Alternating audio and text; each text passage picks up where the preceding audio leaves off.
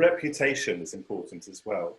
How a city sees itself, but also how a city understands that it is seen by others. And of course, at that point, you get tourism intersecting with people who actually live somewhere. And not entirely unrelated to that is this conversation, to use your word again, between the local and the national. So there's, at the moment, in the age of COVID, a sort of a territorial battle between the Mayor of London, Sadiq Khan, and the Prime Minister or the national government, Boris Johnson, the Conservatives. Who really has charge of this city? Who's running it? Who decides whether we all go into lockdown or we go into lockdown as neighbourhoods? It's about identity. Well, I mean, the city that I kind of fell in love with architecture with is Chicago, where I worked for a while at the radio station there. And one of the things that Chicago has beautiful architecture. It has a very interesting sense of itself. And one of the things it has is a very strange reaction to a little bit of an inferiority complex with New York. And so like it thinks of itself as it'll like go like, no, we're the best, with the idea that they're fighting the fact that they think other people think they're the second best or something like this. And it manifests itself in this very strange city pride that I kind of fell in love with, because I kept on sort of wanting to like pet like a Chicagoan and just say, no, your city's great. Everyone thinks you're great. You don't need to like try so hard to tell us. But one of the manifestations of that is that their infrastructure and their tours of their architecture and they know their city, like it is laid out with like geometrically perfectly. And it's like Fullerton is at the 1200 North Block and it's regular, and they'll talk about it, and they know the layout of their own city, and they know the history of their buildings and their museums. For the longest time, all their cultural institutions were free. Like they totally like built in this idea that we are going to like preserve and make Chicago for Chicagoans and for other people, just to talk about how great Chicago is. And a lot of that came from, it's a little bit of this, them fighting the rest of the world because everyone thought, or they think everyone thought New York is somehow better, which is not. They're both totally different and good cities. We can only really scratch the surface here because there's so many things that we could talk about, and we're jumping all over the place, which is part of the fun of it. And you kind of do that, I think, quite self-consciously in the book. And of course, people can read the book for themselves. I want to get to the Q&A in a moment, but two or three more, I think, quite fundamental questions to this whole thing. We touched on it with Black Lives Matter, but this is about ownership, isn't it? And the pulling down of statues and who gets the final say, who decides, and what sort of impact you have if you start. I mean, you talk in the book, of course, about street names and signages. Signs are important. How do we change the feel of a city if we start to rob it of its identity, even if that identity is heavily compromised? Who owns it, and what are the effects of those changes? Well, I think it's worth examining why things are named the way they are, and how they reflect the values of a time. And so I do not think that change necessarily robs a place of its identity. And I think that that's important to keep in mind. And I think that often the figures, especially like here in the American South, like there's lots of stuff related to the Civil War, which is an atrocious war, like where there really were people fighting on the wrong side of an idea. But the thing is like the monuments to the Civil War were not made during the Civil War. They were made during the 1920s. They were made like 50 or 60 years after the Civil War to kind of reset people's vision of this time period. And so they really represent the values of that time, where they were trying to oppress people who were newly free, in the Reconstruction era of the Civil, after the Civil War. And so I think that there is nothing wrong with being thoughtfully re-examining these things and going through and adjusting so that all kinds of people and all kinds of values in the city are reflected in the monuments and the things we make. And I think it's worth the discussion. I think it's worth changing things. And I think that we should have a pretty light touch as like the dominant culture that has always been the dominant culture, with like recognizing that who we are is not tied up in all these things, and it's worth it, and to let other people have the stage and tell their story, because it's worth it and it makes the city better. So in the age of coronavirus, we're now focusing on our sense of smell much more than perhaps we ever did before. It's such a good example, actually, of what you're kind of trying to do in the book, which is to force us to come to terms with things that we don't normally feel. We feel it, but we don't feel ourselves feeling it, if that makes sense. So we're now aware of our sense of smell. We're more aware than ever of our sense of taste. And it makes me just think about the importance of smell in a city. I mean, I've been all around the world in different cities, and smell is something sometimes the first thing that hits you and really lingers with you and defines the place. Lahore, for example, which I thought was the most wonderful city in so many ways. And by the way, we don't have time, but we could talk about food, and food is inextricably linked to smell and identity and culture and so forth, and can define neighborhoods, of course. But in Lahore, I had the best food consistently I've ever had in my life, I think. The smells, though, sometimes were, I mean, there was, back then, I think there was an open sewer. And so it had this incredibly pungent smell sometimes of dust and sewage and this. It certainly added to the atmosphere. It can really define a place, can't it? Oh, for sure. I mean, I just think about that in our neighborhood. Just like as soon as you enter Chinatown, the smells of the food and the vegetation, you know, it's just like the produce. It's just like, it's stunning, and you know you're there. You could not, there could be no other stimuli, and you knew you were in Chinatown. And I love that. I love that things that have that character. Two more quick questions from me. The arts, again, mentioned it briefly earlier, and sport. If I think, for example, of Melbourne, I was there in '99, and I love the availability of high-level sport.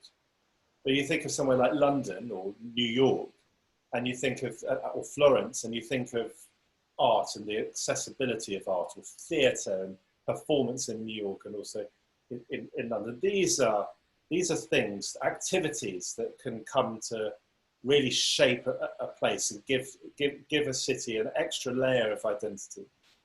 For sure. I mean, in fact, I think in the US, I think we've abdicated a little bit too much of our identity to the sports teams, honestly. I mean, like I talk a lot about city flags. I love flags. I love to make fun of bad city flags. I love to like look at them and collect them. But one of the things we ended up doing is, because we don't tend to focus on municipal iconography through flags as much here, we've kind of yielded that. So like for the most part, if you saw like a New York Yankees flag, you just think of that's the New York City flag, you know, like it is. And so what I would love to see a mix of that stuff, you know, like, but how people choose to identify themselves, and especially things like, you know, people around, their favorite team has nothing to do with where they are often. And so I'm always intrigued by that too. So that's a huge layer of how people perceive themselves. And in a city like Chicago, as I was mentioning, like its association with its arts and culture, and making that part of the municipal structure, it was just great. Everyone just went to museums. It was free, so everyone went, and it made it so much better as a place to live. So quickly, let's go through some Q&A questions. Cool. We have a huge amount of time, so just a few sentences for each. Ben is asking about statues and memorials to people whose references are problematic, but we've touched on that. And anonymous attendee says, which world city is the most humane and livable? Oh, you would know this better than I would. I don't know. In America, which city of your experience in America have you felt? I mean, part of livability, of course, is subjective. I mean, almost all is subjective, but a sense of home. We haven't talked about that, the feeling of coming home somewhere. I think I lived in Athens, Georgia for a long time. That felt extremely homey and geared towards hominess. And it was comfortable. It was kind of walkable. Yeah, I would say the place I felt the most at home at a certain moment was Athens, Georgia. Here's a good question from another anonymous attendee. Has 99% ever changed or influenced an aspect of real world design and architecture rather than just reporting on it. Yeah, so I did a TED Talk about flags in 2015, and there have been over 200 flag redesigns after I sort of made fun of different types of flags. Is there a story, asks James, that didn't make it into the book that particularly sticks out to you? Well, the book is really centered on objects you see in the city. So like, and the show is really like, we have a very wide concept of what design is. It's really any human made thing or activity. So it's design of governments, it's design of, it's whatever. So really what's interesting to me is like, if the book finds an audience, there is so much more to the, like, there's at least half of the show that's not in the book. And so it's hard to pick which one's which, but usually everything that isn't an object in a city is in the show. And I would love to put it all in somehow, in some way, but it just wasn't suitable for this one. A wants to know how big your challenge coin collection is now, and which is your favourite, apart from all the beautiful Radiotopia coins, of course. And then goes on to say, and this links into something I'm going to ask you about before we finish as well, an interrobang has got to be compulsory for this webinar. Looking dapper, you beautiful nerd. What is an interrobang? Interrobang is a punctuation mark of a question mark and an exclamation mark, and it's supposed to convey. And most people put them in a series these days, a question, exclamation, question, exclamation. But like an interrobang it's one that's a literal mark that is a valid piece of punctuation that's used pretty rarely, but it's a exclamation point in front of, on top of a question mark. So I'm now learning about my language as well as the challenge coins. I don't have a ton. I have quite a few. I would say 20 or something like that. My favorite one is from Obama. I have an Obama challenge coin. So. Let me quickly ask you this then, as I was going to earlier. You do look incredibly dapper. Anyone listening to this as a podcast won't be able to see it, obviously. You've got a beautiful sort of neck chief. I don't quite know how to describe it, rather chintzy. Would you call it chintzy? Sort of red, very, and then your tie is rather glitzy as well. And then you've got a jacket on, and a waistcoat. Waistcoat, a stylish sort of glasses, as though you were an architect. A bit of designer stubble. I mean, it's all going on. Yeah, I present a lot in front of people. I think that men's fashion is it's pretty paltry most of the time, that women have a lot of fun with a lot of variety. And so I have a collection of like pocket squares and ties and waistcoats. And if I'm in front of people, I dress up. I like it. It makes me feel good. This is one of those things. It actually makes me think of a question that someone asked on Twitter the other day in this age of pandemic. It was a very famous, actually, war correspondent, British war correspondent, Christina Lamb, and she asked Twitter whether it was, I think it was her, whether it was normal or okay to spray yourself with perfume just before you do a Zoom event. If it wasn't Christina, I apologize, but someone asked the question. Yeah, it's one of those things. It's like you kind of do whatever you should do it. I do it for me, and I also do it because like if I'm presenting or if I'm presenting myself, it's just a signal of like, like you guys took your time to pay attention to me, and I respect that. And so there's just something about that I still get, but I'm, like I grew up, I'm a punk rock kid, like I grew up, and so like I wear boots and t-shirts and stuff like that too. It's just like, this is what I do when I'm in front of people, for sure. I'm literally still wearing a cardigan, a heavy cardigan that I bought in New York probably 20 years ago, maybe 15 years ago. And it begs this question, which we haven't touched on at all, and that is the importance of shopping in a city and how shops make us feel about ourselves and about the environment. Yeah, I mean, it's one of the major reasons why people go to cities. And it's one of the things that you always sort of tend to do is you buy something when you're in a place and to remind you of a place. I have to admit, I haven't traveled a ton in my life until really recently. Like I've just been sort of a poor kid, like I never really had that opportunity when I was a kid. And so now I find real joy in going to places to shop because I can really, like, and it makes it part of it. And you can get like some little trinket, but it's really important to get something like in the city, not like in the airport, like don't make that the souvenir, like get it from somebody, like personal, talk to them, look them in the face and buy it from them. You can answer this question in a sentence. Ruza asks, are you planning to do any more work with Alex and PJ? Planning, no. I would love to, yes. Anonymous attendee, how will cities adapt to climate change? It's too big a question to go into in any detail now, but it's fundamental, isn't it? So many, it's shocking, isn't it? How many of the big global cities are on the coast and potentially vulnerable to climate change? I mean, they're just going to have to. I mean, I don't know how much. They're probably going to have to raise themselves up. They're probably going to have to fortify themselves. They're probably going to have to do everything possible to make it through it. But it also feeds into another question that you deal with in the book, which is about cities' vulnerability and how well adapted they are to the environment. You talked about the heat wave in London, which was no big deal, really, compared to some of the forces that hit you in the States, the hurricanes, the typhoons, and so forth. You think of New Orleans just as one example. But a city's safety, whether it's the little ornamental things you mentioned in the book that can actually help upholster a building, to the hydrants that you talk about that can keep people alive in different situations, right through to how well a city might be defended, like San Francisco, against earthquakes. I mean, what I think is interesting is that as much as all this stuff, like you have to take into account all the climate change, and I think that there's huge problems that are coming our way that dwarf the problems we have today. But the one thing to keep in mind is like cities are extremely resilient. I mean, there was maybe a hint, like 10 seconds of discussion that the Ninth Ward wouldn't be rebuilt after Hurricane Katrina in New Orleans. But we are really resilient when it comes to our cities. A city is a very hard thing to destroy completely. It just has to be mindful and adapt, and I think we'll always adapt.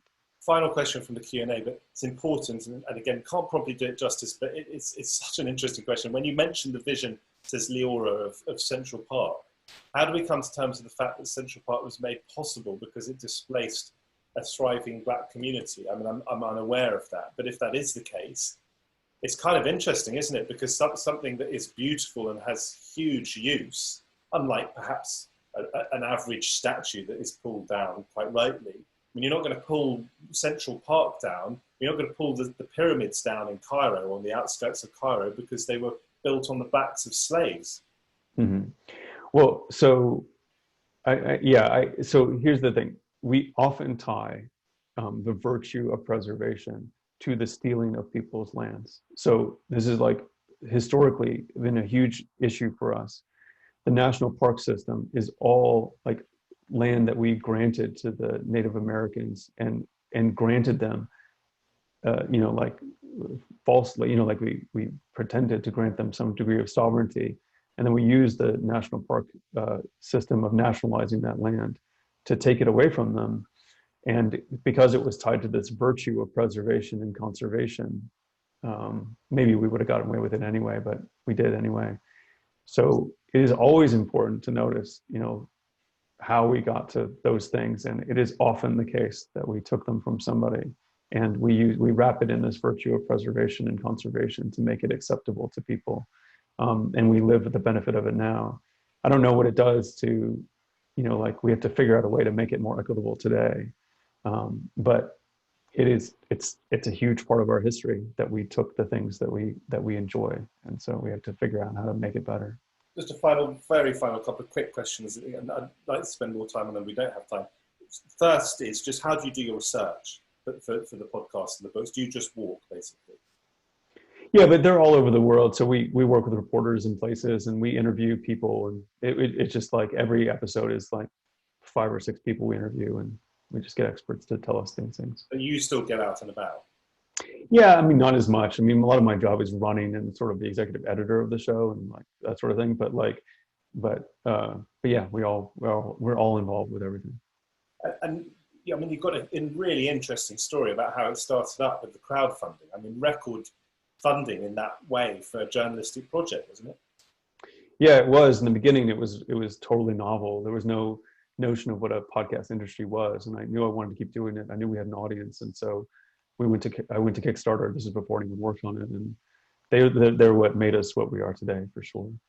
And very lastly, just tell us about the fun of podcasts, because I mean, you started out when they weren't quite such a big thing. Now everyone and their dog has got a podcast. You still managed to stand out. Just tell us about the form of a podcast, that it makes it different from radio and that makes it special in its own way.